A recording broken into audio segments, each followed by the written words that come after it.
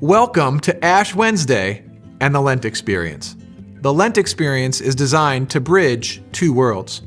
There are some of us who have observed Lent but may have never really been in touch with the meaning behind it.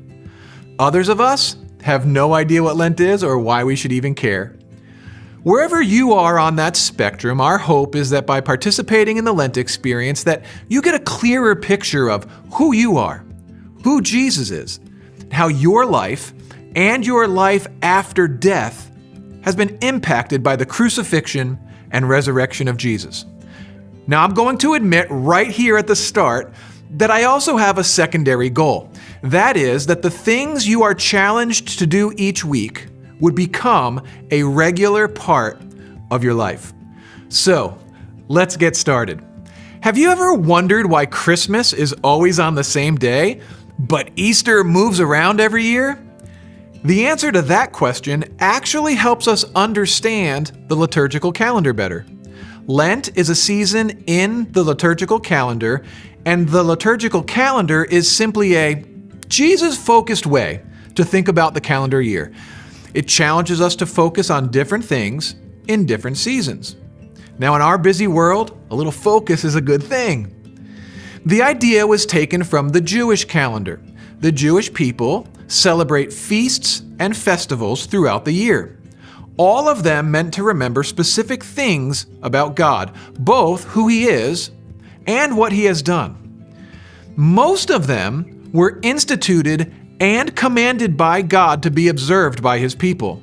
So it's not surprising that as Christianity is birthed out of Judaism, that this idea is carried forward. What is different for the Christian is that the liturgical calendar is not something that is commanded by God. So let's not think of Lent as being some religious obligation, but as a helpful tool that will help some of us get out of a rut, think in new ways, and gain a greater appreciation for the cross of Jesus.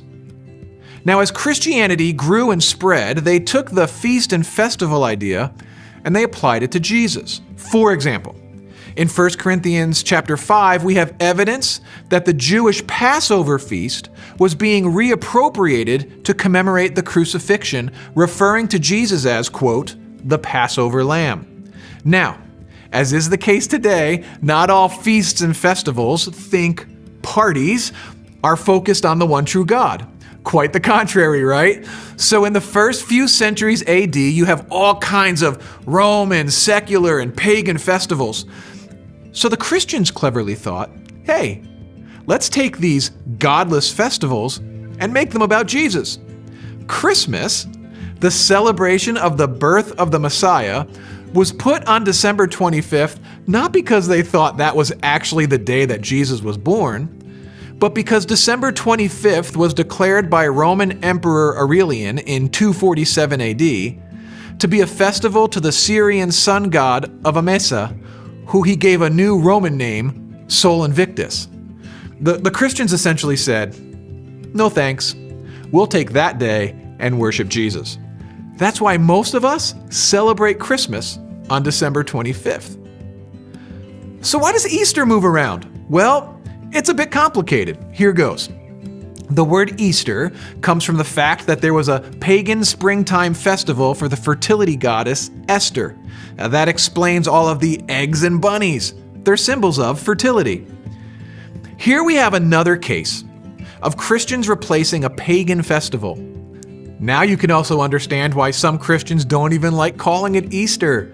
They like to call it Resurrection Day. The reason it moves around is that the timing of the festival is based not on the Roman calendar that we use today, but on the lunar calendar. Easter is the first Sunday after the first full moon after the vernal equinox, which is when night and day are the same length. The Council of Nicaea decided that in 325 AD. It's actually inconvenient for lots of reasons, and a good case can be made to choose a fixed Sunday.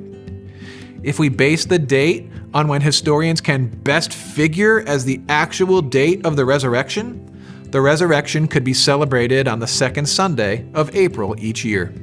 Now, I went through all of these explanations, not because I think you'll remember everything I just said, and no worries, there's no test coming. Rather, my hope is that the explanation would help us grab a hold of the fact that the liturgical calendar is a helpful but man-made tool. We celebrate certain things on certain days. We focus on particular things in particular seasons. It helps us focus. So, here we are on Ash Wednesday, the first day of Lent. What I want to simply point out is that the symbol of ashes brings with it the correct feeling for Lent. While the Lent experience is designed to be an interesting and more fun approach, what your weekly challenges will do is invite you to contemplate some pretty serious stuff, like your own mortality, your imperfection, your sinfulness, because we can't fully appreciate the cross until we come to terms with why it was needed.